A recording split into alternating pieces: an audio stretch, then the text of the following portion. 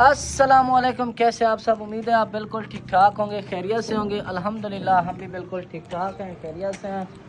तो आइए आज का व्लॉग शुरू करते हैं। तो गाइस चेक करें, माशाल्लाह जी, ये एक साइड पे यहाँ पे भी प्लास्टर आ चुकी है और एक दो तीन पत्ती और भी आ चुकी हैं। वैसे आज लाइट नहीं थी तो जिसकी वजह से हमें परेशानी झेलनी पड़ी और काम मतलब बहुत ही तंग किया हमें। लाइट ने काम स्लो चलता रहा क्योंकि तराई थी नहीं, तो खुश्क ईंटों पे प्लास्टर करना पड़ा। दीवारें खुश्क थी तो प्लास्टर करना पड़ा। खैर अभी मिस्त्री छुट्टी करके गया है, ये ईंटें भी ऊपर चढ़ा ली हैं और माशाल्लाह जी, वैसे करना यहाँ से शुरू था हमने, लेकिन यहाँ से शुरू किया है जी प्लास्टर और कल इंशाल्लाह यहीं से शुरू करेंगे। अदनान पानी लगा रहा है।